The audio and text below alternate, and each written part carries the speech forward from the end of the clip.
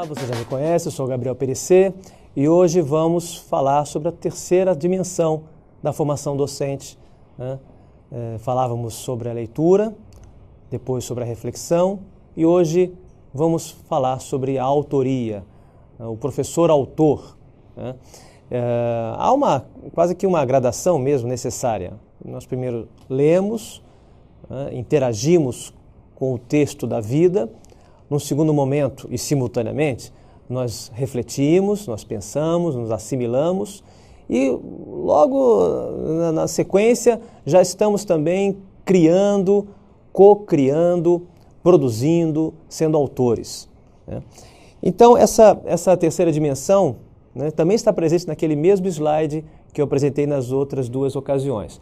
A experiência da leitura pode questionar, ampliar, revolucionar, aperfeiçoar nossa visão de mundo e nos fazer criar um sistema pessoal de convicções. Quando eu crio um SPC, um sistema pessoal de convicções, eu crio e tenho que expressar. Aliás, é na expressão desse sistema que eu próprio o reconheço. Nós precisamos o tempo todo pensar em voz alta.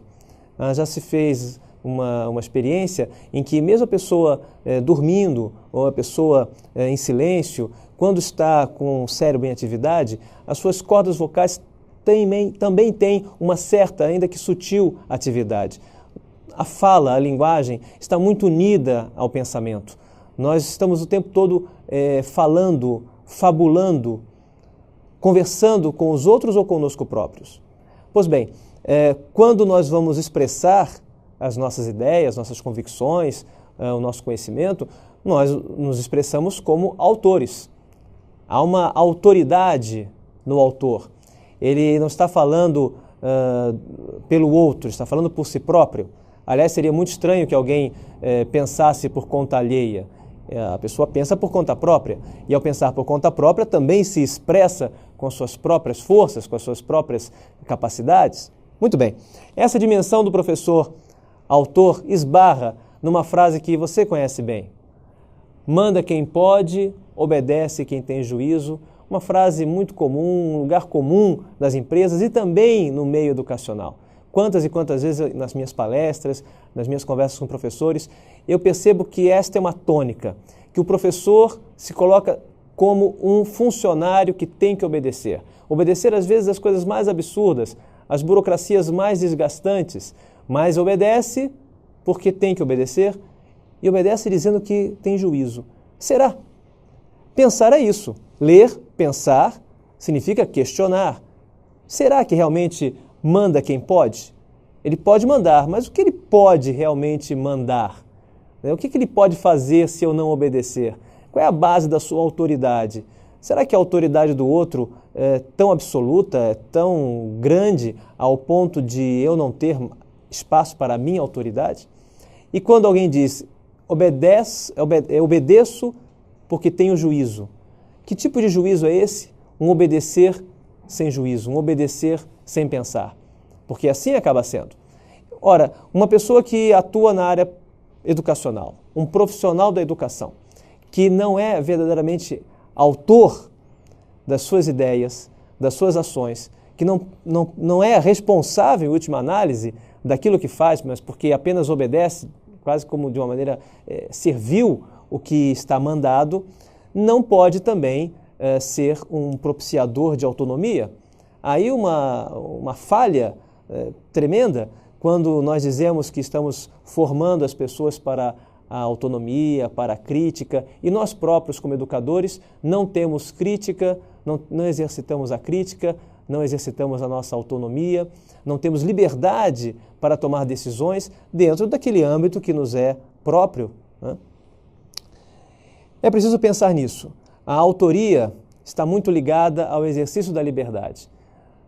Quem tem experiências artísticas, quem já produziu um texto literário, quem pinta, quem faz qualquer tipo de trabalho, artesanal mesmo, sabe que a grande beleza, o grande barato, se vocês me permitem essa expressão, é a percepção da liberdade, da própria liberdade. O Criador é livre.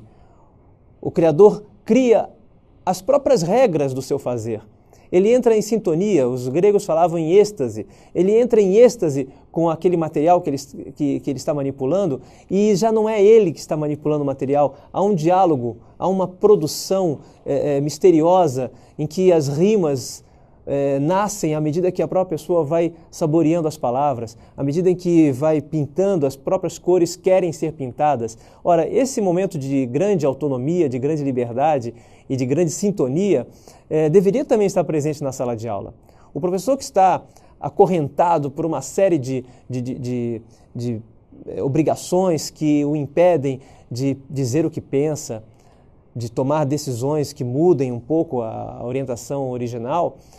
Quando há essa situação de pouca liberdade, ou de nenhuma liberdade, fatalmente isso recairá sobre os alunos.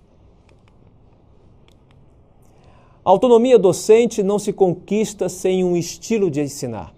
Também não se trata de levantar a bandeira e sair numa passeata, queremos autonomia. Autonomia não se conquista dessa maneira, a meu ver. A autonomia docente, em particular, é uma conquista artística também. Nós vamos conquistando isso à medida que vamos trabalhando e abrindo espaço com o nosso próprio estilo, com a nossa própria personalidade. É assim que os artistas se impõem. Os artistas não se impõem pelo dinheiro, os artistas não se impõem porque são manipuladores. Eles se impõem pela beleza daquilo que fazem. Há uma história que você talvez conheça. Picasso foi chamado para fazer o retrato de uma senhora e fez esse retrato em 3 dias. E ela ficou muito encantada, não só com o retrato, mas também com a rapidez do pintor e disse, puxa, que coisa boa, e quanto o senhor cobra por esse quadro? Ele disse, $600 mil. E ela, mas como? Você pintou isso em 3 dias? Ele, não, 3 dias não, 3 dias e 60 anos.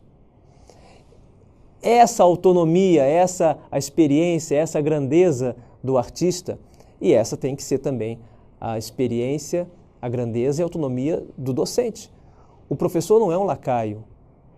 Aliás, nós professores deveríamos ensinar àqueles que mandam em nós, ensinar melhores maneiras de mandar. Acho curioso como muitas vezes, infelizmente, os professores brasileiros são tão maltratados e permanecem tão calados, tão abnegados, tão sacrificados, quando na verdade deveriam ser os professores líderes sociais, referência intelectuais da sociedade. Pedro Demo, falando sobre autonomia docente, escreve: o mínimo que se exige é que cada professor elabore com mão própria a matéria que ministra.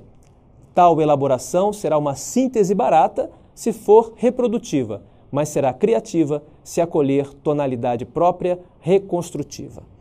É importante dominar essa terminologia. Quando Pedro Demo fala em reconstrução, há uma etapa prévia que é a da ruptura. Nós, quando vamos ensinar, quando vamos dar uma aula, nós precisamos primeiro causar uma ruptura, uma surpresa, causar até um certo desconforto, para que aí sim nós possamos, cada um, reconstruir o conhecimento com o nosso próprio estilo, com a nossa própria maneira de ver o mundo.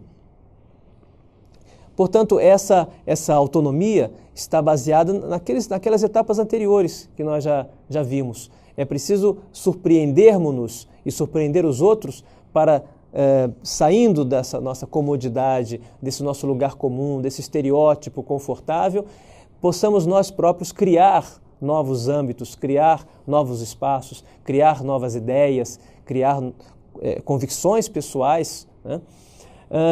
Olha que interessante, a elaboração será uma síntese barata, fraca, sem valor, se for reprodutiva. Cuidado com a maneira como nós utilizamos o material das apostilas, dos livros, da internet. Simplesmente copiar e apresentar sem a nossa intervenção, sem a nossa liberdade, sem a nossa criatividade, digamos assim, quase que abrir espaço realmente para aquela frase: manda quem pode, obedece quem tem juízo, porque aquele que obedece não tem juízo, apenas reproduz. E aí vem uma questão prática. né? Perguntaram para minha filha outro dia qual era o nome, qual era o seu nome, e ela respondeu: meu nome é ligia.com.br. Isso já está na nova geração, é uma realidade da nova geração. Essas crianças com 9, 10, 11 anos já nasceram mergulhadas no ambiente da escrita virtual, né? Quantas crianças já estão se alfabetizando no teclado do computador? Ora, se elas estão na Idade Média, eu ainda estou na Idade Média, né? Isso significa também que, quando se fala de professor-autor, se pensa no professor que atua na internet, que tem o seu blog, que escreve no Twitter, que tem um perfil no Facebook, que está interagindo com pessoas de todas as idades, porque também, nesse momento, todas as idades são relativas, né? Você pode criar o seu avatar, você pode criar seu perfil, você pode recriar, você pode criar personagens, né? Sempre nos mantendo dentro dos limites da ética humana, dentro do respeito ao outro, e esse realmente é um risco, porque nós podemos, no anonimato da web, ser agressivos, coisa que não faríamos, às vezes, pessoalmente. Ressalvando isto, o quanto é importante a nossa presença na web, né? Observem os movimentos sociais, as eleições em outros países, também aqui no Brasil, como a presença do usuário da internet, do internauta, tem sido marcante, tem sido até fundamental para que novos rumos sejam tomados na política, na cultura. Não podemos ficar à margem, né? Ainda há escolas do Brasil em que os professores trabalham com o mimeógrafo e têm medo dos vírus da internet. Ouviram dizer que tem vírus na internet. Ora, esse quadro é tão triste porque ele só acentua a inferioridade, né, do professor. Se queremos falar em professor-autor, professor que tem ideias próprias e que divulga suas ideias, temos nós também, cada um de nós, né, invadir a internet, invadir a web, criar os nossos blogs, criar os nossos sites, ter nossa presença. Por quê? Porque os mais jovens, porque as crianças já estão habituadas com isso, já nasceram nesse ambiente, né? Outro dia uma professora me dizia que ela não queria entrar no Orkut, porque o Orkut era coisa de adolescente carente e ela não tinha idade para isso, nem tal. Bom, não deu uma semana, ela voltou chorando, porque os alunos dela, alunos com 10, 11 anos, tinham criado uma comunidade chamada Comunidade da Tia Sandra, em que ela era a Tia Sandra e sobre a Tia Sandra falavam, sobre o que a Tia Sandra tinha falado, sobre como a Tia Sandra estava vestida, o que a Tia Sandra fez e não fez, e ela estava à margem daquele processo. E eu disse: viu, Tia Sandra, se você tivesse aberto uma comunidade da professora Sandra, em que você fosse a mediadora, em que você fosse a pessoa que apresentasse os temas, você não seria objeto da história, você seria sujeito da história, você seria autônoma, você seria autora desse processo. É algo tão simples, mas que requer uma nova leitura do mundo, uma nova leitura de nós mesmos e também um trabalho de reflexão. Cabe ao professor, digamos assim, educar a web, porque, como qualquer âmbito de convivência, na internet há de tudo. E o nosso papel como educadores não é apenas dar a lição de casa, mas viver a nossa própria lição de casa dentro de todos os ambientes, né? Isso amplia realmente o nosso papel, isso nos compromete muito mais. Não somos, como eu tenho insistido tantas vezes, aqui e em outros lugares, não somos apenas cumpridores da tarefa, aulistas, como também se diz. Nós realmente temos um papel de liderança na sociedade. Então vejam, nessas 3 últimas oportunidades nós falamos sobre 3 ações triviais e ao mesmo tempo tão necessárias: ler, pensar, escrever, ser autor. Elas coincidem com a nossa própria existência. É isso aí, espero que nos vejamos em outros momentos. Até mais.